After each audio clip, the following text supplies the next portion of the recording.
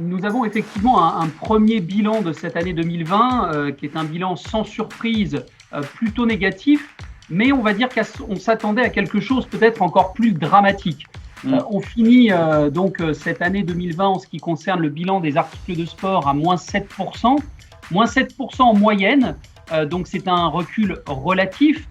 Mine de rien, ça nous fait reculer quasiment de 7 ans en arrière. On revient à des chiffres qu'on connaissait avant 2015. Donc c'est quand même un recul significatif. Néanmoins, c'est un chiffre qui, pris intrinsèquement, ne veut pas dire grand-chose parce qu'en fait, c'est une saison de tous les contrastes. Il y a d'énormes différences en fonction des segments de marché. Il y a des segments qui ont surperformé, comme le cycle ou le fitness, par exemple. Il y a des segments qui ont plutôt maîtrisé la crise, comme le running, qui était une des seules activités qui était permise par les attestations durant le confinement. Et puis, en revanche, il y a vraiment des segments de marché qui ont particulièrement souffert, comme les sports collectifs ou les sports de raquettes.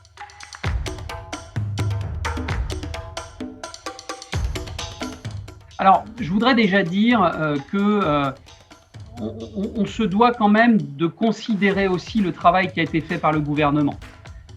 Il est évident qu'il y a des choses qui ne conviennent pas. On est encore en train de travailler avec eux, de discuter, voire même de négocier, parce que le dialogue n'est pas toujours simple avec les différents cabinets ministériels. Néanmoins, il faut reconnaître que depuis le début de la crise, l'État a répondu présent, l'activité partielle, le fonds de solidarité, un certain nombre de mesures complémentaires qui sont arrivées depuis le mois de novembre. Pour autant, ça ne résout pas tout et comme je le disais, il y a encore des dossiers sur lesquels on se doit de bagarrer avec le gouvernement, notamment sur des sujets très spécifiques. C'est-à-dire que le gouvernement a réagi vite et plutôt bien, on va dire, sur toutes les mesures de droit commun. En revanche, effectivement, notre univers du sport est très particulier. Il a de réelles spécificités, que ce soit sur les salles de sport dont le modèle économique s'appuie sur des grosses charges fixes, que ce soit sur la montagne avec un effet extrêmement saisonnier puisque les acteurs de la montagne font leur chiffre d'affaires en 4 mois mais payent des charges fixes sur 12 mois. Donc c'est sur ces sujets très spécifiques, très particuliers qu'on a un petit peu de mal avec le gouvernement, avec les cabinets ministériels, mais nous continuons notre travail de représentation et de défense des intérêts et je pense qu'on arrive au bout. On arrive au bout aussi parce que j'espère on va pouvoir bientôt reprendre une activité physique et sportive, notamment la réouverture des salles de sport et une perspective assez positive est arrivée récemment avec la publication d'un guide de l'Agence française de normalisation qui permet la fabrication de masques spécifiques pour le sport et on espère qu'avec ce protocole sanitaire supplémentaire, eh bien on va pouvoir convaincre le ministère des Sports, le ministère de la Santé de réouvrir les salles dès que ce sera possible en fonction des indicateurs sanitaires.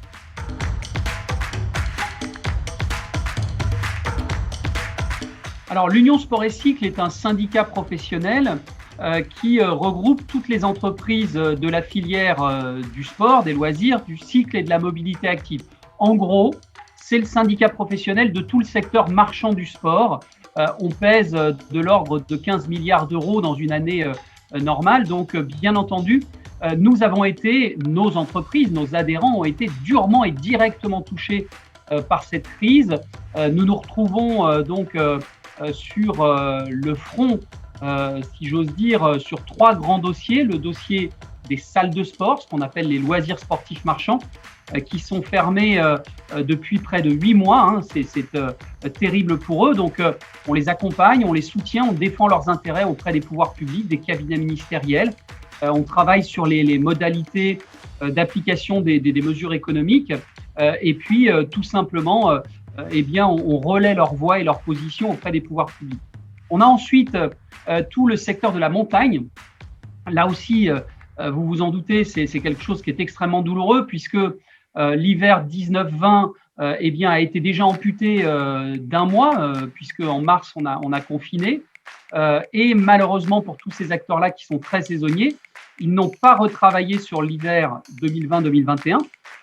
Et on va les retrouver en décembre 2021. Donc, entre mars 2020 et décembre 2021, ils n'auront quasiment pas travaillé.